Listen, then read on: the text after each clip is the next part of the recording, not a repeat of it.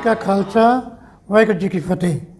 भगत पूਰਨ ਸਿੰਘ जी की 28ਵੀਂ ਬਰਸੀ ਨੂੰ ਸਮਰਪਿਤ अगली वीडियो गलबात डॉक्टर गोपाल सिंह बुट्टर मुखी पंजाबी विभाग खालसा कालेज जलंधर ਵੱਲੋਂ ਅੱਜ ਮਿਤੀ 30 ਜੁਲਾਈ 2020 ਨੂੰ सोशल मीडिया के उत्ते भगत जी परोपकारी विषय पर की जाएगी। डॉक्टर बुट्टर पिछले 28 सालों तो पंजाबी विभाग के मुखी के तौर पर खालसा कालेज में अपनी सेवा निभा रहे हैं। डॉक्टर बुट्टर एक उगे साहित्यक आलोचक हैं जिन्होंने तकरीबन 30 तो उपर किताबों की साहित्यक आलोचना लिखी है। इस तो अलावा वो पंजाबी कला केंद्र और पंजाबी साहित्य सभा के पिछले कई सालों तो उगी सेवा निभा रहे हैं।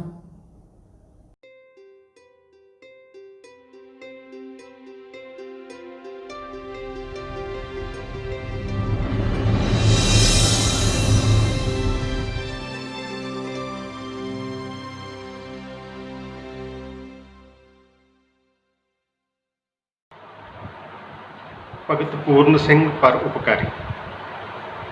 भगत पूर्ण सिंह बानी पिंगलवाड़ा अदुੱਤੀ शख्सियत के मालिक सन। इस तरह की महान हस्ती वास्ते आम तौर पर उसकी व्याख्या उसनूं प्रगटाउण वास्ते किसी भी भाषा विच शब्द जिहड़े ढुकवें नहीं मिलते, पर इसका कारण ये नहीं कि शब्दों की अपनी सीमा हुंदी है। दरअसल वड्डियां शख्सियतां वास्ते बने हुए शब्दों नूं जदों असीं सधारण लोकां दी वडियाई वास्ते वरत लैंदे हां ते जिस तरह की भगत पूर्ण सिंह जी परोपकार करने वाली वड्डी शख्सियत सन, उस तरह की शख्सियत नूं समुच विच बयान करना सचमुच ही औखा प्रतीत हुंदा है। भगत जी की अदुੱਤੀ परसनैलिटी बारे ख्याल आउंदियां ही इस व्यक्तित्व का ख्याल आउंदियां ही मन में एकदम अचंभे आनंद ते विस्माद का एहसास जागता है कि इस तरह की महान हस्ती साडे ही जीवन काल में हुई है।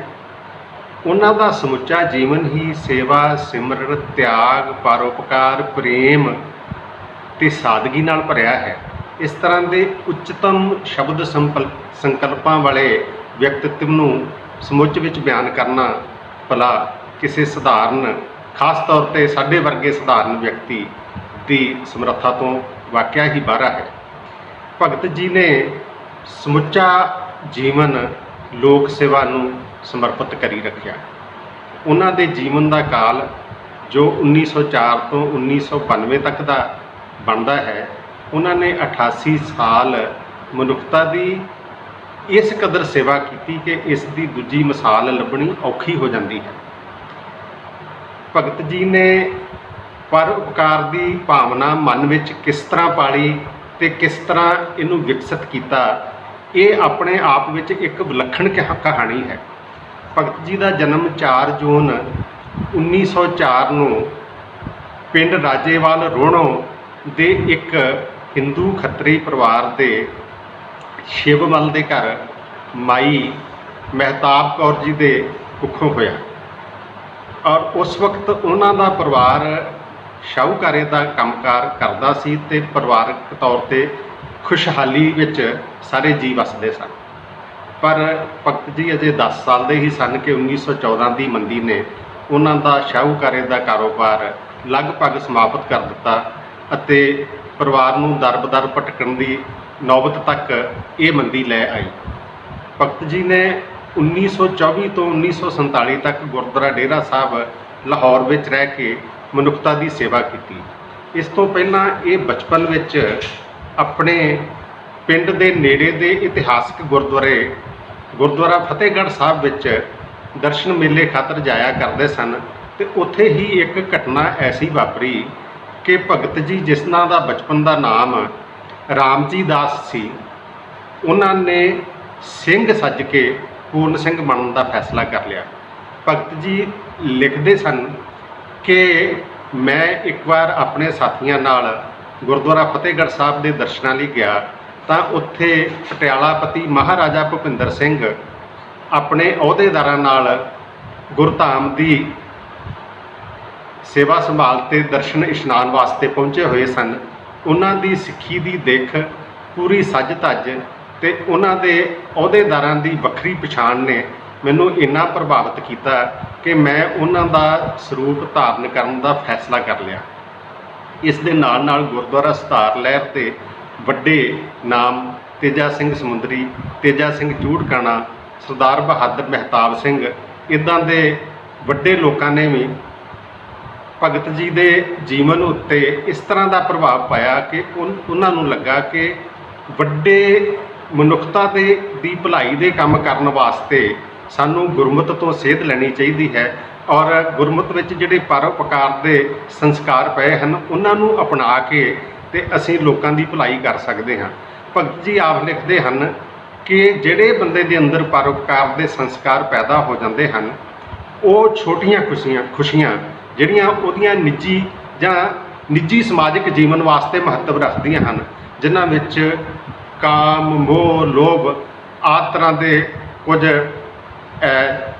ਵਿਚਾਰ, ਕੁਝ ਕਰਮ ਆ ਜਾਂਦੇ ਹਨ, ਉਹ ਛੋਟੀਆਂ ਖੁਸ਼ੀਆਂ ਅਰਥਹੀਣ ਹੋ ਜਾਂਦੀਆਂ ਹਨ ਜਦ ਪਰਉਪਕਾਰ ਦੇ ਵੱਡੇ ਸੰਸਕਾਰਾਂ ਨਾਲ, ਵੱਡੇ ਵਿਚਾਰਾਂ ਨਾਲ, ਵੱਡੇ ਕਰਤਵਾਂ ਨਾਲ, ਵੱਡੇ ਕਾਰਜਾਂ ਨਾਲ ਮਨੁੱਖ ਜੁੜ ਜਾਂਦਾ ਹੈ ਅਤੇ ਉਸ ਨੂੰ ਆਤਮਿਕ ਆਨੰਦ ਪ੍ਰਾਪਤ ਹੋਣ ਲੱਗ ਪੈਂਦਾ ਹੈ। ਭਗਤ ਜੀ ਨੇ ਭਾਵੇਂ ਸਿੱਖੀ ਦੇ ਸੇਵਾ ਸਿਮਰਨ ਤੇ ਤਿਆਗ ਵਿੱਚੋਂ ਜ਼ਿਆਦਾ ਕੰਮ ਸੇਵਾ ਦੇ ਖੇਤਰ ਵਿੱਚ ਹੀ ਕੀਤਾ ਹੈ, ਪਰ ਉਹਨਾਂ ਦੀ ਸੇਵਾ ਹੀ ਅਸਲ ਵਿੱਚ ਭਗਤੀ ਬਣ ਗਈ। ਉਹਨਾਂ ਨੇ 1924 ਦੇ ਵਿੱਚ ਗੁਰਦੁਆਰਾ ਡੇਰਾ ਸਾਹਿਬ ਲਾਹੌਰ ਸੇਵਾ ਕਰਨੀ ਆਰੰਭ ਕੀਤੀ।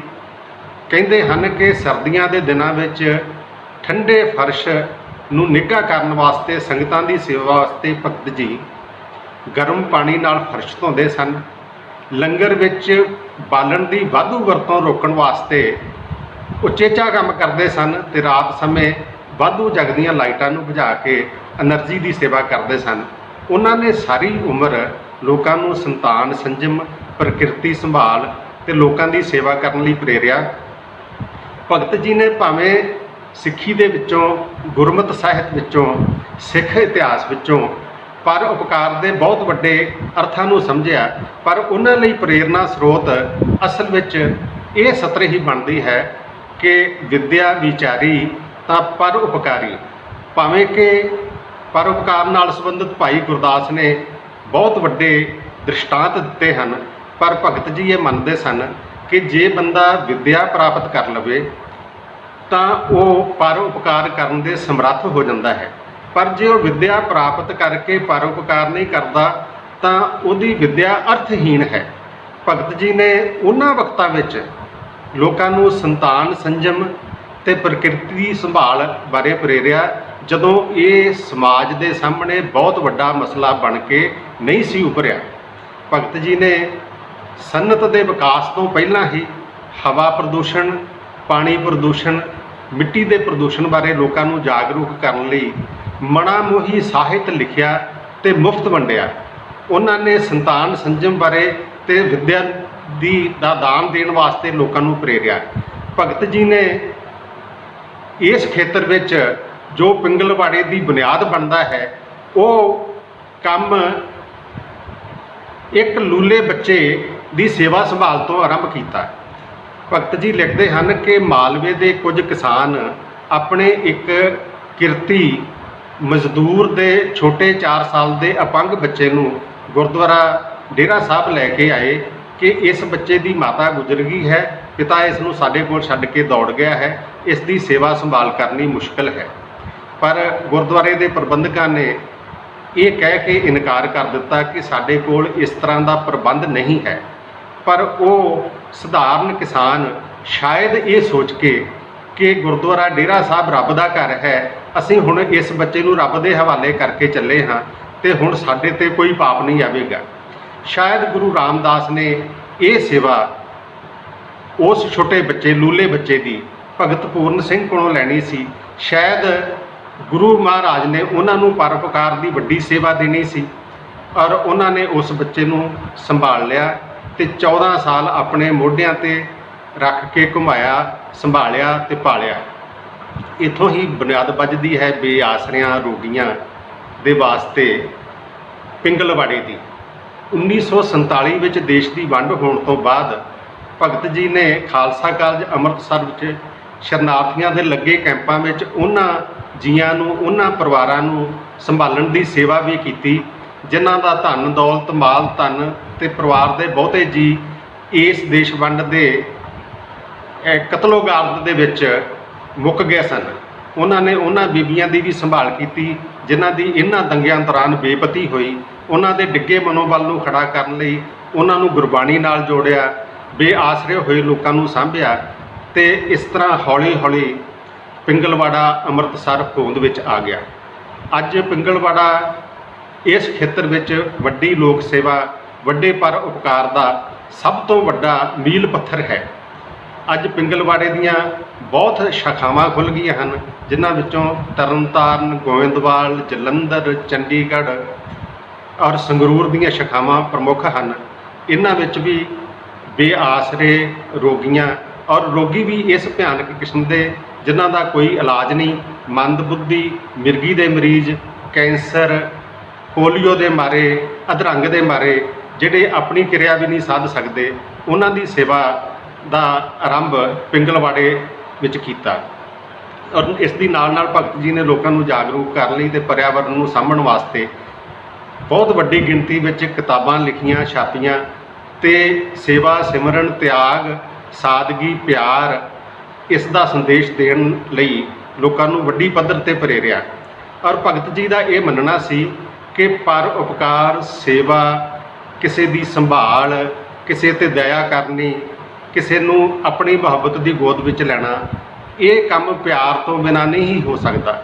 ਤੇ ਪਿਆਰ ਉਨਾ ਚਿਰ ਅਸਲ ਵਿੱਚ ਪੈਦਾ ਨਹੀਂ ਹੁੰਦਾ ਜਿੰਨਾ ਚਿਰ ਬੰਦੇ ਨੂੰ ਸੋਝੀ ਨਾ ਹੋਵੇ, ਜਿਸ ਬਾਰੇ ਹਾਸ਼ਮ ਨੇ ਇੱਕ ਵਾਰ ਲਿਖਿਆ ਸੀ ਕਿ ਹਾਸ਼ਮ ਕਾਟ ਪ੍ਰੇਮ ਕਰੇਂਦਾ ਜਿਸ ਹੋਸ਼ ਹੋਵੇ ਵਿੱਚ ਤੈਸਾ। ਤੇ ਇਸ ਜਾਗਰੂਕਤਾ ਨੂੰ ਫੈਲਾ ਕੇ ਉਹਨਾਂ ਨੇ ਇਸ ਪਰਉਪਕਾਰ ਦੀ ਲਹਿਰ ਨੂੰ ਇੱਕ ਵੱਡੀ ਲਹਿਰ ਦੇ ਰੂਪ ਵਿੱਚ ਤਬਦੀਲ ਕਰ ਦਿੱਤਾ। ਭਗਤ ਜੀ ਜਿਸਮਾਨੀ ਤੌਰ ਤੇ ਬਜ਼ੁਰਗ ਹੋਣ ਦੇ ਬਾਵਜੂਦ ਵੀ ਬਹੁਤ ਲੰਬਾ ਸਮਾਂ ਇਹਨਾਂ ਬੇਆਸਰੇ ਲੋਕਾਂ ਵਿੱਚ ਗੁਜ਼ਾਰਦੇ ਸਨ, ਉਹਨਾਂ ਨੂੰ ਆਪਣੇ ਪਰਿਵਾਰ ਦੇ ਜੀਵ ਸਮਝਦੇ ਹਨ। ਔਰ ਮੈਂ ਇੱਕ ਪ੍ਰਕਰਨ ਪੜ੍ਹਿਆ ਕਿ ਇਸ ਪਿੰਗਲਵਾੜੇ ਦੇ ਵਰਤਮਾਨ ਮੁੱਖ ਸੇਵਾਦਾਰ ਬੀਬੀ ਡਾਕਟਰ ਇੰਦਰਜੀਤ ਕੌਰ ਜੀ, ਜਿਨ੍ਹਾਂ ਦੇ ਉਹ ਇੱਕ ਲਿਹਾਜ਼ ਨਾਲ ਧਰਮ ਪਿਤਾ ਸਨ ਔਰ ਉਸ ਸਾਰੇ ਪਰਿਵਾਰ ਨਾਲ ਬੜੀ ਮੁਹੱਬਤ ਦੇ ਰਿਸ਼ਤੇ ਵਿੱਚ ਬੱਝੇ ਹੋਏ ਸਨ, ਉਹਨਾਂ ਨੇ ਇੱਕ ਵਾਰ ਪਰ ਉਪਕਾਰ ਤੋਂ ਥੋੜ੍ਹਾ ਦੂਰ ਜਾਣ ਦੇ ਅੰਦੇਸ਼ੇ ਨਾਲ ਪਰਿਵਾਰ ਨੂੰ ਇੱਕ ਸਖਤ ਚਿੱਠੀ ਵੀ ਲਿਖੀ ਤੇ ਨਾਲ ਵੀ ਇਹ ਲਿਖਿਆ ਕਿ ਮੇਰਾ ਦਿਲ ਨਹੀਂ ਕਰਦਾ ਕਿ ਤੁਹਾਡੇ ਵਰਗੇ ਲੋਕਾਂ ਨੂੰ ਮੈਂ ਸਖਤ ਚਿੱਠੀ ਲਿਖਾਂ, ਪਰ ਜੇ ਤੁਸੀਂ ਪਰ ਉਪਕਾਰ ਵਾਲੇ ਕੰਮ ਤੋਂ ਪਿੱਛੇ ਹਟੋਗੇ ਤੇ ਇਹ ਸਾਰਾ ਕੁਝ ਮੈਨੂੰ ਲਿਖਣਾ ਹੀ ਪਵੇਗਾ। ਬੀਬੀ ਜੀ ਲਿਖਦੇ ਹਨ ਕਿ ਭਗਤ ਜੀ ਨੇ ਸਾਰੀ ਉਮਰ ਪੂਰੀ ਸੁਹਿਰਦਤਾ ਨਾਲ ਉਹਨਾਂ ਨੂੰ ਆਪਣੇ ਪਰਿਵਾਰ ਦੇ ਜੀ ਸਮਝ ਕੇ, ਉਹਨਾਂ ਨੂੰ ਗੁਰੂ ਵੱਲੋਂ ਬਖਸ਼ੇ ਹੋਏ ਜੀ ਸਮਝ ਕੇ ਉਹਨਾਂ ਦੀ ਸੇਵਾ ਸੰਭਾਲ ਵਿੱਚ ਕੋਈ ਕਸਰ ਨਹੀਂ ਛੱਡੀ। ਤੇ ਅਖੀਰ ਇਹ ਪਿੰਗਲਵਾੜਾ ਇੰਨੇ ਵੱਡੇ ਪੱਧਰ ਉੱਤੇ ਫੈਲ ਗਿਆ ਕਿ ਇਸ ਉੱਤੇ ਆਉਣ ਵਾਲਾ ਖਰਚਾ ਹਜ਼ਾਰਾਂ, ਲੱਖਾਂ ਨਹੀਂ ਕਰੋੜਾਂ ਦੀ ਗਿਣਤੀ ਵਿੱਚ ਹੋਣ ਲੱਗ ਪਿਆ। ਇੱਥੇ ਮਰੀਜ਼, ਬੇਆਸਰੇ ਲੋਕ, ਬਿਰਧ ਲੋਕ ਇੰਨੇ ਜੁੜ ਗਏ ਕਿ ਉਹਨਾਂ ਵਾਸਤੇ ਵੱਡੀ ਪੱਧਰ ਉੱਤੇ ਵਿੱਤੀ ਸਾਧਨ ਵੀ ਜਟਾਉਣ ਦੀ ਲੋੜ ਪਈ। ਤੇ ਕੁਝ ਗੁਰੂ ਘਰ ਦੀ ਕਿਰਪਾ ਨਾਲ, ਕੁਝ ਪੰਜਾਬੀ ਲੋਕਾਂ ਦੀ ਦਾਨ ਦੀ ਸਮਰੱਥਾ ਨਾਲ ਭਗਤ ਜੀ ਨੇ ਆਪਣੇ ਨਿੱਜੀ ਪ੍ਰਭਾਵ ਨੂੰ ਵਰਤ ਕੇ ਆਪਣੇ ਹੱਥ ਵਿੱਚ ਠੂਠਾ ਫੜ ਕੇ ਉਗਰਾਹੀ ਕੀਤੀ ਤੇ ਇਸ ਪਰ ਉਪਕਾਰ ਦੇ ਵੱਡੇ ਜਹਾਜ਼ ਨੂੰ ਬਾਖੂਬੀ ਚਲਾਉਂਦੇ ਰਹੇ।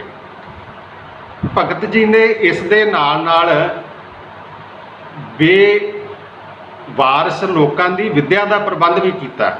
ਅੱਜ ਵੀ ਝੁੱਗੀ ਝੌਂਪੜੀਆਂ ਵਿੱਚ ਅੰਮ੍ਰਿਤਸਰ ਵਿੱਚ ਭਗਤ ਪੂਰਨ ਸਿੰਘ ਬਾਲ ਵਿੱਦਿਆ ਮੰਦਿਰ ਚੱਲ ਰਿਹਾ ਹੈ। ਇੱਕ ਆਦਰਸ਼ ਸਕੂਲ ਭਗਤ ਪੂਰਨ ਸਿੰਘ ਆਦਰਸ਼ ਸਕੂਲ ਬੁੱਟਰ ਕਲਾਂ ਕਾਦੀਆਂ ਡਿਸਟ੍ਰਿਕਟ ਗੁਰਦਾਸਪੁਰ ਵਿੱਚ ਚੱਲ ਰਿਹਾ ਹੈ। ਇਸ ਦੇ ਨਾਲ ਨਾਲ ਹੋਰ ਵੱਡੀ ਪੱਧਰ ਉੱਤੇ ਸੇਵਾ ਦੇ ਕਾਰਜ ਵੀ ਪਿੰਗਲਵਾੜੇ ਨੇ ਆਪਣੇ ਜ਼ਿੰਮੇ ਲਏ ਹੋਏ ਹਨ। ਗੁਜਰਾਤ ਤੇ ਮਹਾਰਾਸ਼ਟਰ ਦੇ ਸੰਕਟ ਸਮੇਂ ਵੀ ਪਿੰਗਲਵਾੜੇ ਨੇ ਆਪਣੀਆਂ ਬਹੁਤ ਸ਼ਲਾਘਾਯੋਗ ਸੇਵਾਵਾਂ ਦਿੱਤੀਆਂ ਤੇ ਇਸ ਪਰ ਉਪਕਾਰ ਦੀ ਲਹਿਰ ਨੂੰ ਅੱਜ ਬੀਬੀ ਇੰਦਰਜੀਤ ਕੌਰ ਜੀ, ਜੋ ਭਗਤ ਜੀ ਦੇ 5 ਅਗਸਤ 1992 ਵਿੱਚ ਇਸ ਸੰਸਾਰ ਨੂੰ ਛੱਡ ਜਾਣ ਤੋਂ ਬਾਅਦ ਇਸ ਸੇਵਾ ਦੇ ਮੁੱਖ ਸੇਵਾਦਾਰ ਬਣੇ, ਅੱਜ ਉਹ ਬਾਖੂਬੀ ਚਲਾ ਰਹੇ ਹਨ। ਅੱਜ ਪਰਉਪਕਾਰ ਦੀ ਸਾਡੇ ਸਮਾਜ ਨੂੰ ਬਹੁਤ ਜ਼ਰੂਰਤ ਹੈ। ਅੱਜ ਭਗਤ ਜੀ ਨੂੰ ਸੱਚੀ ਸ਼ਰਧਾਂਜਲੀ ਦੇਣ ਵਾਸਤੇ ਸਾਨੂੰ ਪਰਉਪਕਾਰ ਦੀ ਲਹਿਰ ਵਿੱਚ ਤਨ ਮਨ ਤੇ ਧਨ ਨਾਲ ਸੇਵਾ ਕਰਨ ਦੀ ਜ਼ਰੂਰਤ ਹੈ। ਬੀਬੀ ਜੀ ਇਸ ਸੇਵਾ ਦੇ ਕਾਰਜ ਦੀ ਅਗਵਾਈ ਕਰ ਰਹੇ ਹਨ ਤੇ ਦਿਨ ਰਾਤ ਇੱਕ ਕੀਤਾ ਹੋਇਆ ਹੈ। ਉਹਨਾਂ ਦੇ ਸਾਥੀਆਂ ਨੇ ਆਪਣੇ ਘਰ ਦਾ ਸੰਭਾਲ ਦਾ ਸਾਰਾ ਕੁਝ ਪਰਿਵਾਰ ਦੇ ਸਿਰ ਤੇ ਛੱਡ ਕੇ ਇਸ ਸੇਵਾ ਕਾਰਜ ਨੂੰ ਤਨਦੇਹੀ ਨਾਲ ਕਰਨ ਦਾ ਜ਼ਿੰਮਾ ਲਿਆ ਹੋਇਆ ਹੈ। ਅੱਜ ਜਦੋਂ ਅਸੀਂ ਭਗਤ ਜੀ ਨੂੰ ਆਪਣਾ ਸਤਿਕਾਰ ਭੇਟ ਕਰਨਾ ਹੈ ਤਾਂ ਸਾਡਾ ਸਾਰਿਆਂ ਦਾ ਫਰਜ਼ ਬਣਦਾ ਹੈ ਕਿ ਅਸੀਂ ਉਹਨਾਂ ਵੱਲੋਂ ਪਰਉਪਕਾਰ ਦੀ ਇਸ ਲਹਿਰ ਨੂੰ ਜੋ ਉਹਨਾਂ ਨੇ ਬਾਖੂਬੀ ਚਲਾਈ ਉਸ ਵਿੱਚ ਆਪਣਾ ਬਣਦਾ ਯੋਗਦਾਨ ਪਾਈਏ। ਇੰਨੀਆਂ ਬੇਨਤੀਆਂ ਕਰਦਿਆਂ ਹੋਇਆ ਮੈਂ ਖਿਮਾ ਚਾਹੁੰਦਾ ਹਾਂ। ਵਾਹਿਗੁਰੂ ਜੀ ਕਾ ਖਾਲਸਾ, ਵਾਹਿਗੁਰੂ ਜੀ ਕੀ ਫਤਿਹ।